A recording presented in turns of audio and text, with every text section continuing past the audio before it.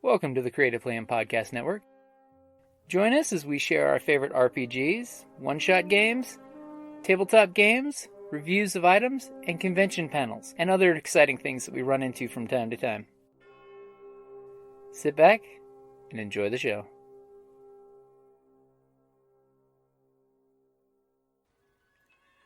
Hi, this is Kelly, aka Trixie from Ragnarok and Roll, a Scion to Ragnarok story, and To the Wimblewick from D&D Journey of the 5th Edition. First off, I would just like to say thank you to everyone for listening to our varied adventures, as well as for rating us on iTunes and RPGpodcast.com. If you haven't rated us yet, we would greatly appreciate it if you could. And if you're looking for more ways to support our efforts, we are now on Patreon, a great site where you can help us continue making more podcasts, as well as some special surprises for our patrons. If you can, please look us up at www.patreon.com/cppn. Every little bit helps. And again, thank you for listening. The mics are not on. They're not. So we just have to speak up through the mask. Yeah. Want to speak up, not through the mask. My name is Cynthia Ward. I write fiction, occasional nonfiction. My most recent book is The Adventure of the Golden Woman, which is the final volume of the Bloodthirsty Agents of Wall Street. The Theseus Shell, I wrote Writing the Other Practical Approach, which is a writing guide for writing races, religions, genders, and other significant categories that are different from your own. I bought that. Oh, thank you. I'm David Lee Summers, and by night I operate telescopes up at Kitt Peak National Observatory, and my day job is actually writing science fiction and fantasy, and my most recent book is Breaking the Code, which is out from eSpec Books, just came out earlier this year, and it's basically about it's set during the early days of World War II, and it's about a skinwalker interfering with Marines trying to recruit Navajo code talkers. And That sounds interesting. Sounds really cool. Thanks. And also a comic book experiment, Guinevere and the Stranger, which I have at our dealer's table in there, which is basically an adapted chapter of my comic book, or of my novel, Dragon's Fall, Rise of the Scarlet Order Vampires. So it's basically one of those chapters redone. And of course, I've been writing and publishing for about 20-some years, own Hatterswar Productions, and have a number of books that we've published, both of my own and of other people at our table in the dealer's room. And I would say, as far as the topic of this panel, it's this panel's topic is the whole reason I'm more of a plotter than a pantser, is figuring out how I want to put in enough complications to get my heroes through a problem, but without, and give my heroes enough abilities without writing myself into a corner, basically. And happy birthday. Thank you. I've been outed. It's Facebook's fault. Yes. Today? It is. Oh, Mine is Monday. Happy birthday. Fiction writers have November birthdays. Exactly. Mine was last Monday. Oh, no. Okay. All right. Happy birthday. Baby, candles on your cake burn like cities in your wake. Yes. Happy birthday. Yeah. Birthday dirge.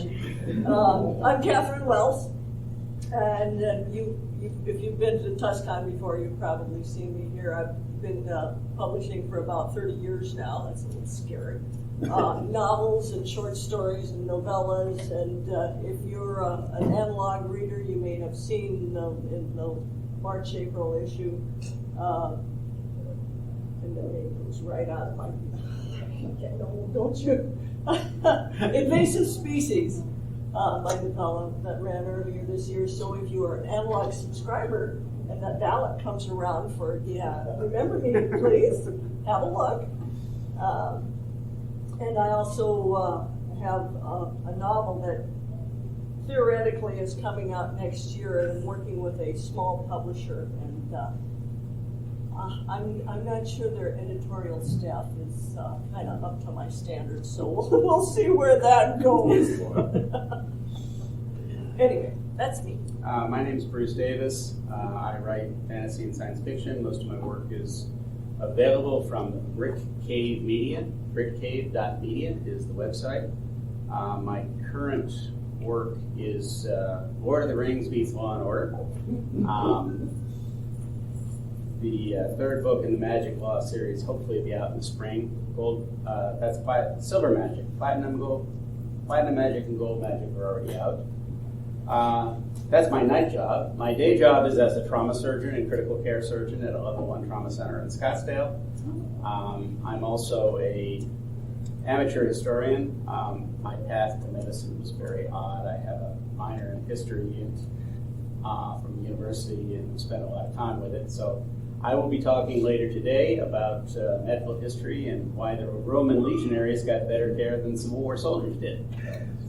An interesting topic for those who want to write realistic injuries for your sword and sorcery hero. So, without further ado, all right, I'll take it. So the whole idea here is, how do we get our heroes in trouble and then get them out of trouble in a realistic manner?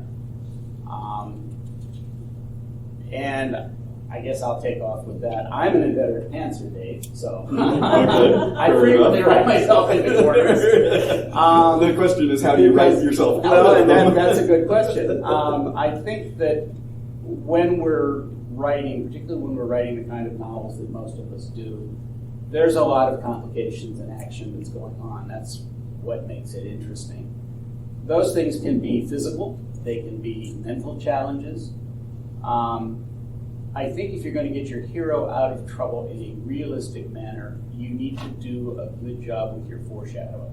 And if people don't know what that is, that's where you build into the story at the beginning, that your hero is actually ex-special forces, which is why he can use all those fancy weapons. Right. Or that your hero's best friend is a powerful magician, that he can call on, but the magician isn't really terribly brave, so the hero has to be brave. Whatever. But you got to set that stuff up. You can't just pull it out of the hat at the very end. I'm not of the school of thought that I know many authors espouse when they're writing these kind of things, that you should put your hero in trouble and then put him in more trouble and then just keep putting him in more trouble. I think that tends to get cartoonish after a while, in my hands anyway. Perhaps if you're a plotter, you can plot that well. I tend to go overboard with that, write 1,500 words and say, oh, this is all crap. I gotta go back and start over.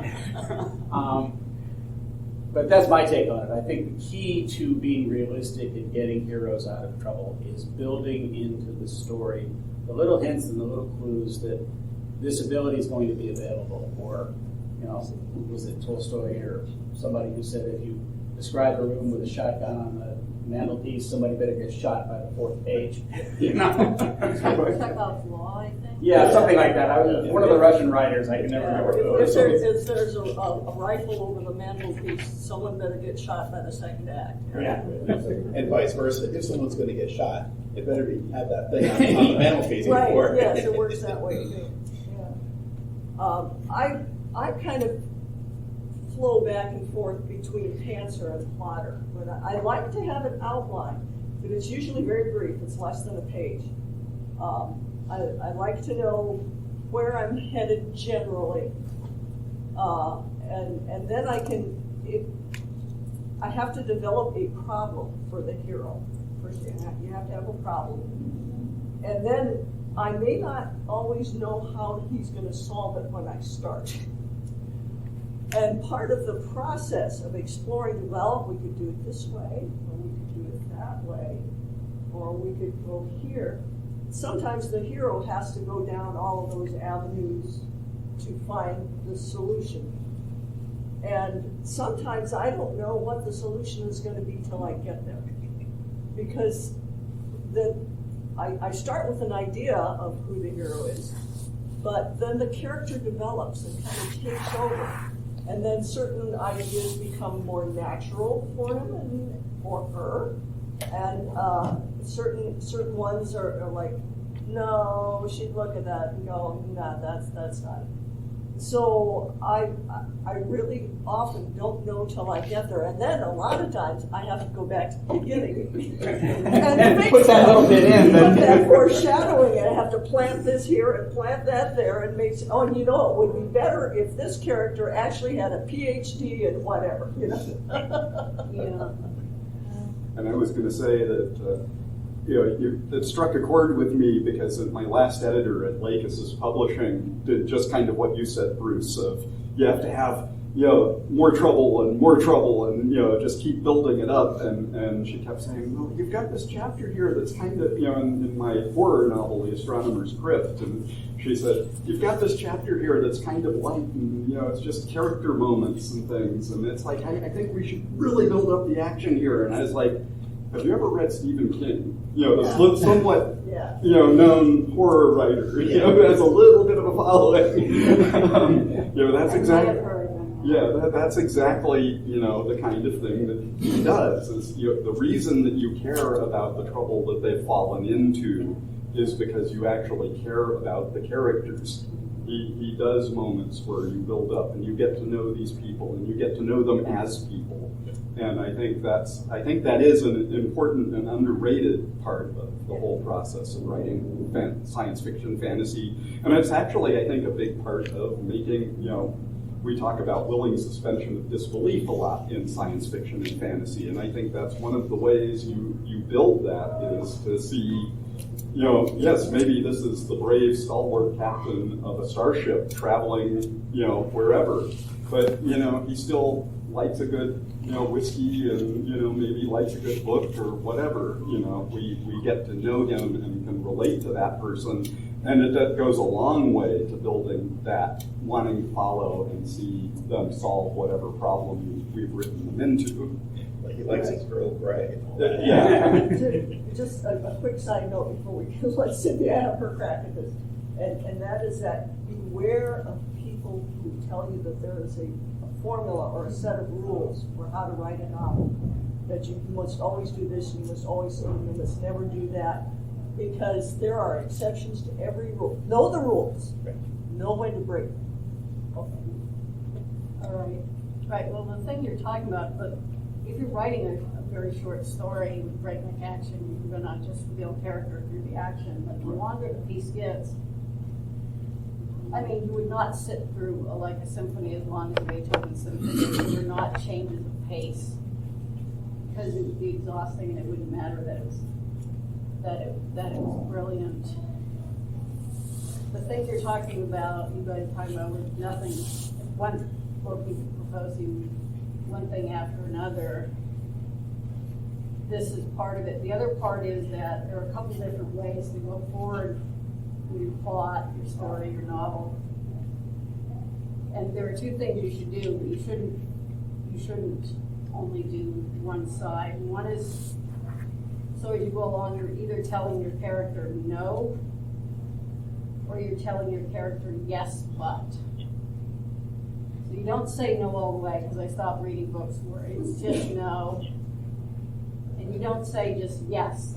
yes, because that's the most boring story of all, where, the spoiled brat princess misplaces her crown jewel and she finds them on page 3 because there were no obstacles. Like that.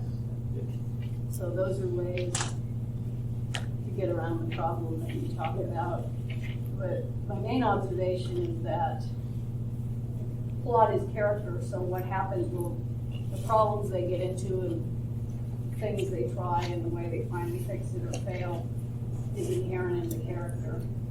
Like, if you open a story and it's about, a Conan the Barbarian type mercenary, and then the story is about how the farmer needs to get some seed after the drought, there's a logical disconnect if Conan is suddenly now the only one worried about that.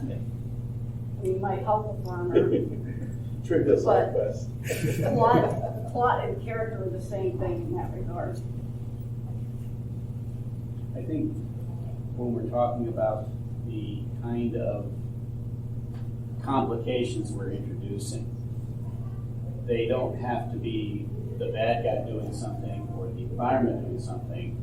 They can be part of that character. So the character knows that he has to do something, but his own character is such that he is rebelling against that.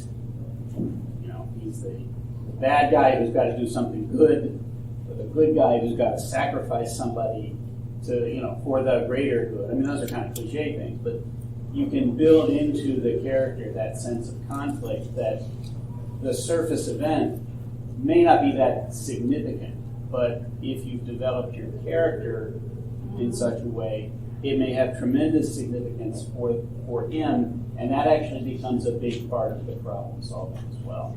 And I think that's why, to both your points, character has to be primary in the story if you're writing, I think even a short story, it's just how you reveal character. I'm character driven in all of my writing. There's a lot of action, but if you're a pantser like me, that means you write by the seat of your pants. You don't have an outline and a plot. I know authors who'll do a 30,000 word outline for a 80,000 word novel, and it's like, just write the novel.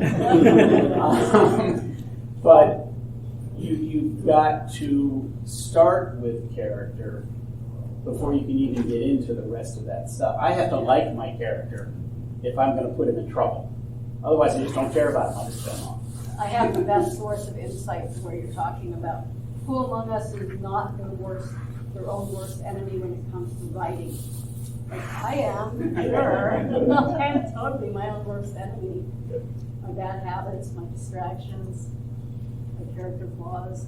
That's what's the story. If you really want to, if you really want to have a nice clean house, give a writer a deadline in 2 days.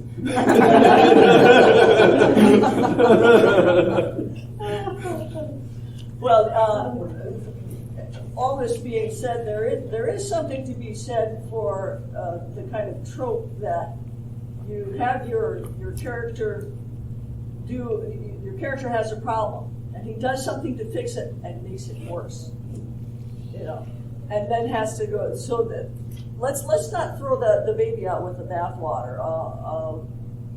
You don't want to just over and over and over and over again, but trying to fix the problem, and either because the solution is an error or because there's something in the character's personality that oh well, this is simple. I'll just do this. Oops. Sometimes that's then what makes the situation worse, and you go on from there. So they do have to have obstacles. It's not the what is that, the A-team motif, where first you describe the problem of what you're going to do, then you tell the others what you're going to do, and then you go out and do it.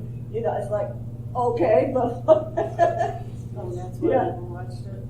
Yeah. I didn't either, but I've heard that said of it. So anyway, you need to have, because as we go through life, we don't solve all our problems right off the bat. We make mistakes. So to make your character realistic, you can't just easily say, "Oh, I know how to fix that." I'm working on a novel right now where I just love this character. I've got like 3 other unsold novels on the same character, and this is going to be the final one in the set. And I've grown to really love him. And the first draft I went through, and here's the problem. Oh, well, here's the solution. And like, that's not going to work. We've got to. I'm so caught up with all the other things going on that particular problem that's been kind of theoretically driving the course of the novel. And he just steps into the situation and says, "Oh, well, here's just." No, that's a very short novel. At this moment it is, and that's another part of the problem. So I need to go back into it now and say, okay, what's going to be a screw up here? That kind of departing a little bit from this, but not really. What's always been hard for me. And what is also interesting is how much of the stuff that your character doesn't know you can get in and still stay within whatever point of view you're writing from. Mm-hmm. Because sometimes if this problem, like, here's the solution, oops. Well, why is it an oops? It seemed like a good idea. You've got to kind of build in something either ahead of time or some explanation for why that was an oops. Yeah. And that's the kind of thing. It frustrates me when I read other stuff where the character does, here's the solution, oops. Well, that oops came out of the blue. Why was that a problem? You never hinted that was a problem. It feels like a cheat. Yeah. Yeah, I mean, you and can I certainly... think the tension then is to how to build in that background in whatever world you've made so that, yeah, it looks like a good idea at the time, but, oh, gee, maybe that wasn't such a good idea. No, and I think there's a very real-world approach to this, which is that sometimes there are 2 or 3 apparent solutions to something, of which 1 or 2 might be better than a third one. But for one reason or another, this one over here looks like the right idea. It may be the obvious solution, right. But it might have unintended consequences. And you can certainly, and you can have unreliable friends too, which lead you to, which might have their own motivations for or it. your own character inclines you to, well, we have this problem. Hulk spat. Like the audience, unless they're very, very unsophisticated again, indeed, are not going to be going, oh yeah, Hulk smash will definitely work. Yeah. We just had 40 years of that governance and it didn't work. Yes. I have, in my novels, there are 2 main characters, you could argue, and one is much younger than the other because they're both different species of vampires, basically. And the older one has seen everything, and she will say, the younger one is more like, I'm going to pick up a gun and just go right through the problems. The older one is like, well, I don't think that will work, or have you considered? But the younger one has not had the experience, this particular experience. So we've gone through this scenario, and this is based on me throughout my entire life. Somebody is like, well, that probably won't work that well. Oh, sure it will, I say with all the confidence, reading Ramus. And so, but the older vampire also knows the more she meddles, the worse it gets. Sometimes people have to make their own mistakes. So some of her mistakes have incredibly bad consequences, fatal consequences. So yeah, your own nature, not everybody approaches things, the Hulk smash, ignorant Hulk smash thing, but you can have friends, sidekicks, coworkers or whatever, who are like, are you sure about that? And then at least the reader is tipped off. Maybe that's not. There's something ahead to be considered, even if the character either won't consider it or is not sufficiently. We do this all the time, not weighing the odds correctly because we don't know what they are and we misjudge them. Or you have imperfect information. Or you're lacking information.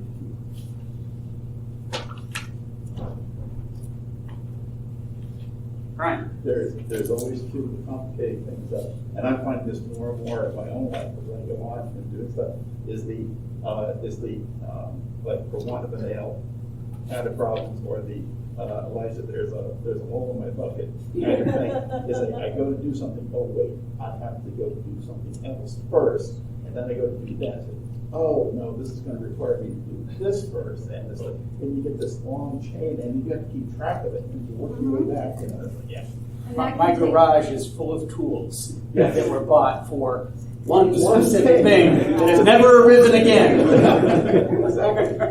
I've had entire days like I'm going to print out a bet everybody hears. I'm going to print out a page. Oh, there's no ink. No ink. Oh, the store doesn't have any ink. Oh, the power would. I mean, like, you need 1 step forward, but you'll make 50 back. Exactly. That's the kind of thing, though, that when you're writing that, can either add to your tension or become comedic relief sometimes. Yeah. And I kind of enjoy doing that with my characters if I feel like we need to kind of break this deadly serious thing, you know. Maybe not even a main character, a side character. Like, you know, I need to fix the hole. Oh, I don't have a, oh, I got to get this. Oh, and we're spending a chapter running around, you know, while everyone else is, but we got to solve the problem. This is actually, you're describing a screwball comedy. Yeah, exactly. I love screwball It's just a comedies. series They're- of frustrations. And, Right. Exasperations, yes. A really good example of that I read recently, which is not science fiction, but is a romantic comedy / mystery crime. It's Dial A for Aunties. What was that? Dial A for Aunties. This woman accidentally kills her blind date. And the solution that her mom and aunties propose is, well, they need to hide the body because they have a wedding to throw. So almost the entire plot is we have to get rid of the body. Yeah, I mean, it was an accident, but we don't want the authorities. And it's just like, Because the authorities show up, everything is right. it's if you enjoy like a screwball comedy, I guess it's being made in a movie, which doesn't surprise me a bit. But that is a really expert take on that kind of plot where every time you want to fix the problem, it becomes more and more complicated. Of course, the body is not static. It's starting to rot. Yeah. And they're stuck on an island for the wedding. Oh. Surrounded by people. And the whole thing keeps compounding. The doctor says that. Oh, yeah. Yeah, no, that's a very, Yeah. Yes. Still, Picking up on something Cynthia was saying, another way you can complicate this is the experienced character has experience, absolutely, but it's the wrong experience for the problem. But they're trying to apply that experience where it just makes things worse. when your only tool is a hammer, everything is a nail. Yeah, exactly. That, Yeah. How do the rest of you go about building those things in when you're starting, say, a new character? You've got a series, you've got an established set of characters, you know what they are. But when you're starting out new, you know, I've always found it difficult if I want a particular skill set. You know, it's easy to say, oh, he did this before.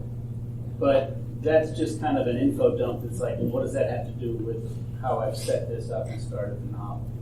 So how quickly do you build those things in? Because you know you're going to need the skills. And we've said we have to foreshadow it.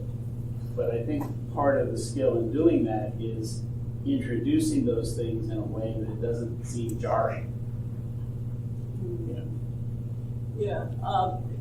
To take an example from a story I'm working on right now, without giving away the whole plot, the main character, as part of the solution to the problem, is going to need a supply of mice. Now, first of all, okay, she is a researcher and she is running tests on the food on this new planet, on the vegetation on this new planet, to make sure it's not toxic to humans, right? So she has a supply of mice to test them. Okay. What's the problem with having mice? Well, the native race on this planet is very reluctant to allow anything from that's not native onto their planet. They just use that whole invasive species thing. So they get very upset. So one of the first encounters is, mice? You have mice? You can't have mice? No, it's okay. Your elders have approved me to have the mice for testing my food before I eat it. Oh, okay. So, what is one of the first conflicts turns out then to be part of the ultimate solution. Right. Now, one of the things I do, and it's interesting the way you phrased the question about characters that you haven't met before, because I'm kind of a big believer in the fix-up novel, starting with some short stories and starting to put them together. And a lot of times part of it is I just get to know my characters through having written them in short form before I really start writing them as a novel. And so I kind of get to know what their weaknesses are. You know, they solve this problem that they can solve in 5,000 or 6,000 words, and I've kind of gotten to know them. And so when I go to put them into a novel, it becomes kind of, okay, I know where their weaknesses lie. I know what things I'm going to throw at them to make that kind of an interesting thing. Now, I have done one novel where I didn't start that way.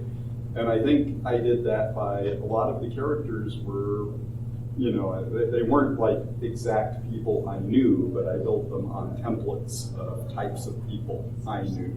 And I think, again, it's sort of knowing where the real weaknesses, limitations of certain people, and throwing people with certain skill sets together that might or might not, some of them might be able to solve this, and then you eliminate someone who may have the most important skill set of all, and then everyone else has to figure it out at that point. So. Just a thought here in terms of, you know, how do you give your character these problems that they then have to solve them, and not too easily.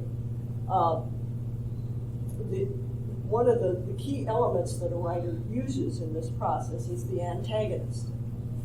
So a person who is actively trying to interfere with what the main character is trying to do. So that's one method of having obstacles, roadblocks, is to have a really good antagonist, a really good believable antagonist who isn't Snidely Whiplash with and sometimes the antagonist can actually be a sympathetic character.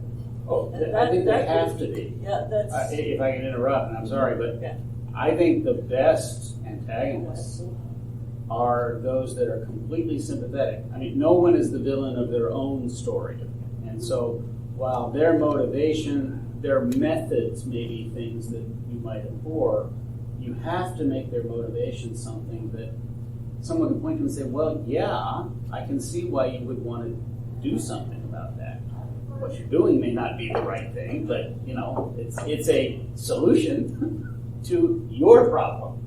Because the antagonist has a problem too that they're trying to solve, just like your character. And in fact, I think one of the most fun sets of problems I ever had in a story was having two sets of people that were essentially aligned trying to solve the same problem with two different approaches to it.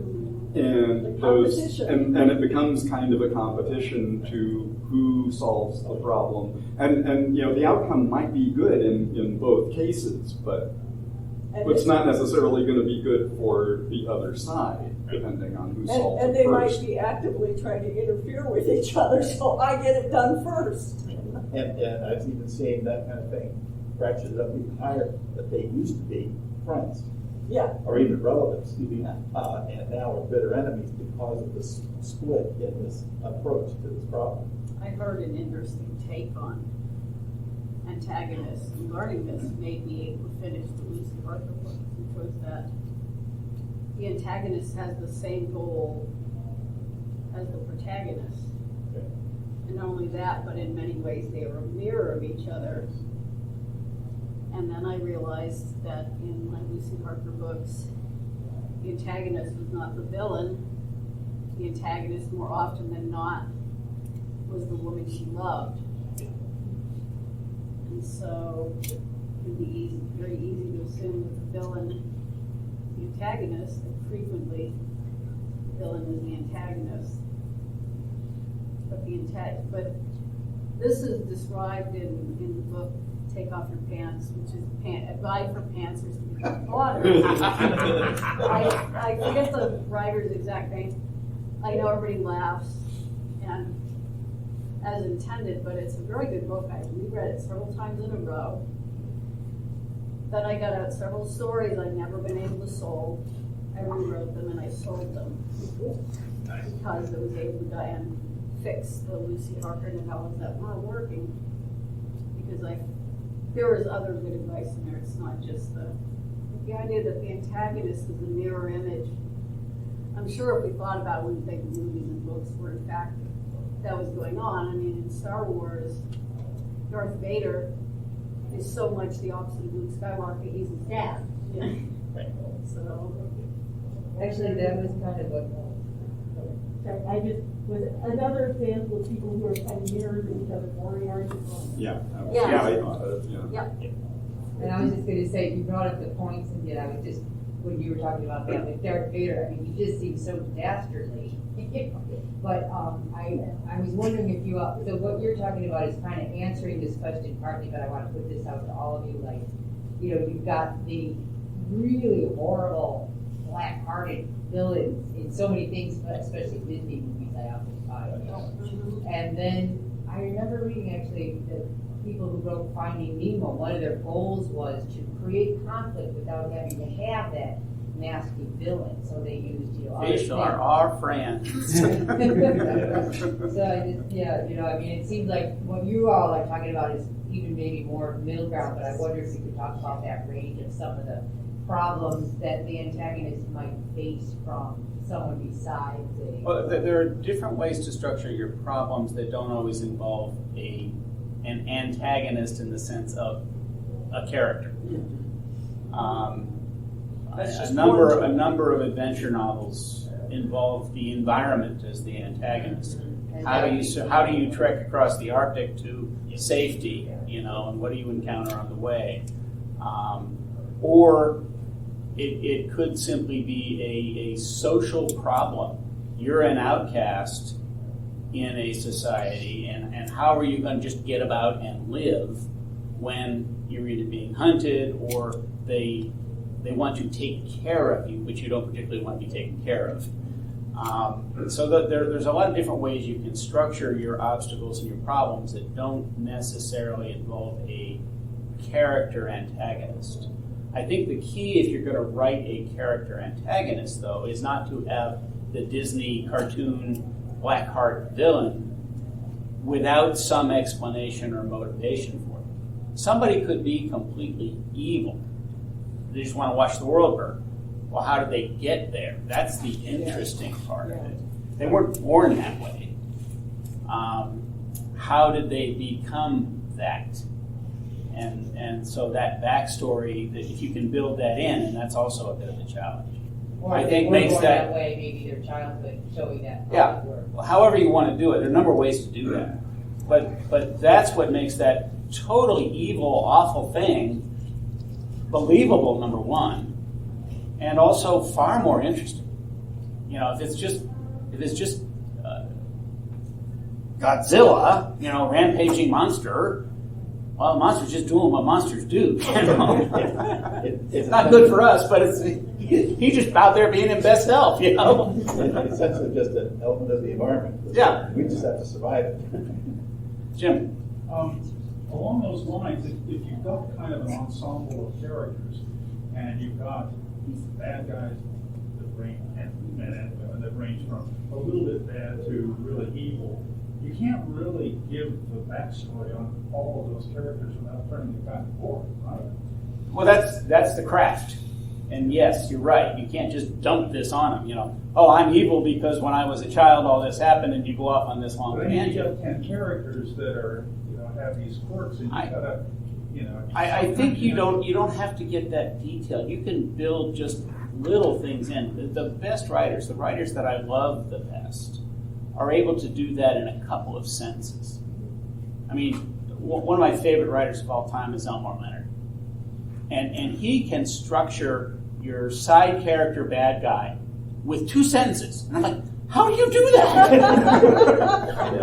You know, and it's immediately obvious who this person is and how they got there. It's like, 2 sentences, man. Teach me. Well, I would argue that you don't need to give everybody a backstory either, because I think the Star Wars universe would be a lot better off if we didn't get a 3-movie trilogy devoted to how Darth Vader became bad, because everyone kind of understands in the first 3 movies, the ones released first, I guess it's all a confusing number now. People understand that his point is to twirl his mustache and swirl his cape. That he's a Victorian melodrama bad guy, and Hollywood seems to have a current mania for giving you the background story of everybody because you can wring more movies out of it. But a lot of characters, like Superman and Batman, it's useful to know their background, but we don't really need Sam Spade's origin story. We get a very vivid sense of what he's like, how his job might make him that way. I would argue that Hammett actually does sort of give you his origin story in little tiny bits and pieces, and you structure it yourself. But the character is so well done that you really believe that. I mean, the same is true of Raymond Chandler. I mean, these are some of my favorite authors of all time because, despite Chandler's purple prose, they can take a character and give you a single paragraph. And this is all of a sudden a vivid character. I think in Farewell, My Lover, when Chandler is talking about, I forget the main character, his wife, and he uses just a few, she's a knife-edge blonde. Okay? Oh my God. that phrase right there, to me, I don't know about everybody else, to me that is just masterful. And I love that kind of writing. I wish I could emulate it. Yeah, and that was kind of the point that I was going to get to, that my novels have 5 major characters, protagonists, 4 antagonistic characters. The real antagonist is a set of viruses, to go back to your point about environmental things. But the way I try to solve the backstory problem was to do just what you were describing, drop in nuggets of backstory at the moment where they really contributed. So you didn't have to stop the story and say, okay, now I'm going to give you 3 paragraphs of why this person is this way. Right? Just a little bit here, a little bit there. And over the course of the story, people get to know that. And I think that's what we've been talking about all along with getting your hero out of trouble in a believable way.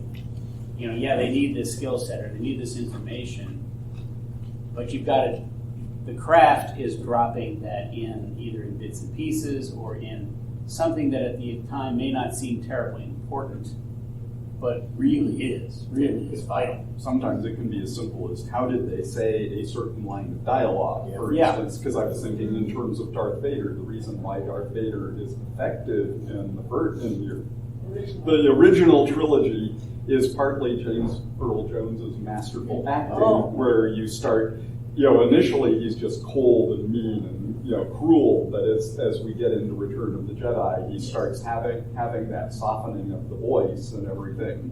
You can do that in your writing, where it's like you start revealing the little bit, and it's sometimes just half a line. It might not even be a whole sentence of backstory. You start to realize that the wheels are kicking in the back of this character's mind. Sometimes you could just state things flat out, but I reread the Skeleton recently, and it opens the description of Sam Spade, which is generally like death, right? Yeah. But I think the opening line is something like this: Sam Spade looked rather pleasantly like blonde Satan. And you're like, what? One of my favorite opening lines of John Locke's Dangerous People is from the point of view of a completely immoral assassin. I mean, this guy is he has no redeeming qualities. And it's from his point of view. And the opening line is, I like children and rarely find it necessary to kill them. I mean, as a hook, and as this is this character, that's beautiful. and just a little bit. Rarely. Yes, exactly. Which is actually a good use of, which is why you shouldn't kill all your adverbs. Exactly. Sometimes they can be very effective. Yeah. And let's not forget the reverse antagonist development, where you start out believing this is one of the good guys. Right. And then these little things happen, and then it's revealed finally that they're actually working against what the protagonist is trying to do. Yes. I'm going to ask then about essentially the reverse of that. I'm thinking, for example, if you ever saw the show Farscape, Oh, yes. each season's villain kind of becomes part of the group next season. Yes. Yeah, and that is the more common development, I think, for antagonists, that they start out being really bad, and then as the writer or writers work with the characters, they realize that's going to be boring if they're just going to, they have to develop, they have to grow, and the way to have them grow is to soften and change and become better. Right. And that goes to the idea that very rarely are people actually just evil. Right. They simply have their own motivations and have their own things they want to accomplish. And then if you can bring them in alignment with what you're doing, oh, okay, then we can be friends. The enemy of my enemy is my friend. Exactly. Last Jedi, or was it the? Yeah, I think it was the Last Jedi. Rey and Kylo both fighting against the Empire, and they're like, we're not on the same side anymore now. When you were talking about how the antagonists have solutions to the problem that both would work, but if they're working, if both of them are working on that solution, then one, it's going to be mixed. The result is going to be mixed. They're both working on the solution at odds with each other. So that could just ruin the whole solution. Yep. Sure can. And that's just another complication to throw in there. And sometimes that ends up being the end of book one. Yeah. Well, okay, but it also can be a realistic ending, because real life problems rarely have The perfect solution. Every solution has an unintended consequence, or what is it? If we truly compromise, no one is happy. Exactly. You know. But that's how life works. We have to compromise. But that's the point. If you are writing, I really am not terribly attracted, or feel somewhat disappointed when I finish a novel and it's all wrapped up neatly. You know, I prefer either, yes, it's wrapped up neatly, but this character over here was harmed. Or it's all wrapped up neatly, but nobody's really happy with that package. We'd really rather have something else. Somebody walks off really happy. And the simple solution or the complex solution that solves everyone's problems leaves me a little bit disappointed at the end of the book. It's like, really? But as an example, in the novella that ran in Analog this year, Invasive Species, you think the problem when you start is the guy's wife is missing. And then you find out there's actually a different problem. And he's able to solve that problem. And then we find out what happened to his wife. We go, oh, he's still got a problem. But that's the end of the story. Yes. Well, you're describing something that's very common in novels. If you think about it, it's quite the shorter you get, it's harder to do. The characters are going along, and man, it looks like they're never going to get what they're after, and then there's problem changes. What appears to be, or may even be, a new problem rises, and it will actually help them get to their goal, usually. Well, sometimes it can make it so that there are going to be many sequels instead. Well, if you're smart, you leave that door open, even though most of my books are standalones. It's all wrapped up. There's, we can pick this part of the story up and do another book out of this. But that's a point where the complication is such a sticking point, seems so insoluble that the character goes, well, I have to, I'll never win the love of the fair prince, or whatever. But I can rest, It's all over. But I can rescue his crown jewels. And that will be something I can salvage from this. Or I can join the Army of the Land, or go work in the kitchen. And that turns out to be a door often to getting to the solution, that they have given up the conception of the problem, and that opens their ability to see other ways, even though at the time they're pretty despairing or pretty upset. Okay, we're getting just a few minutes left. Do we have any closing remarks, or you want to tell people where else you're going to be this convention? I will, at 11 o'clock, we'll be talking about the history of ancient medicine and wound care. Lots of interesting stuff if you're just interested, but I think it's relevant for particularly sword and sorcery type writers. Unless you're invoking magic, if you're going to slice your hero up, know how to take care of it. And that'll be at 11, I think, in room 2. I'm not sure. I have to look it up. And then I'm on one other panel, I think, this evening about your book's turned into a series. How do you maintain that? And I will be signing autographs at noon. If you have something of mine that you would like me to sign, please feel free to stop by.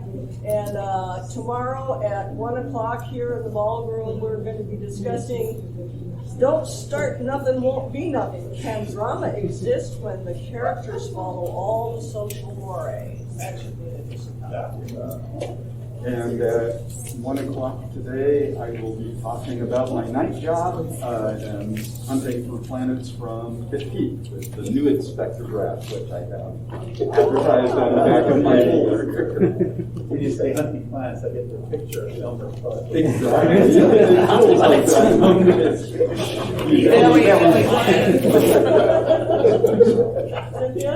All right, I'm in an autograph session in the area. And then I'm on comics or not genre, comics or media. Later this afternoon, I believe it would be this ballroom. Anyways, it says ballroom. Ballroom is good. Okay, 4 to 5. And I do want to repeat the recommendation of Take Off Your Pants. The author, I think her name is, I don't know if she's using Libby Harker or Olivia Harker. Libby Harker, okay, but that book has probably been the single most helpful for fixing the kind of fiction that I write, which is kind of a standard approach. But I think even if you're not going to do it, the book is focused on, it offers a lot of insight in how to outline by theme or by what you want to accomplish in the book. Did she do the inside outline as well? Is that her? I don't know that. It's the same idea. Is, finding motivation and theme before you start writing. Know what your novel's going to be about. Exactly. Before you start it. Before you dive in. Yeah, and a good friend of mine recommends that one highly too, and I can't remember who the author is, but it sounds very simple. It's called The Inside Outline. That I haven't heard, but I'll look for it. Thank you. Thank you all for coming. Thank you.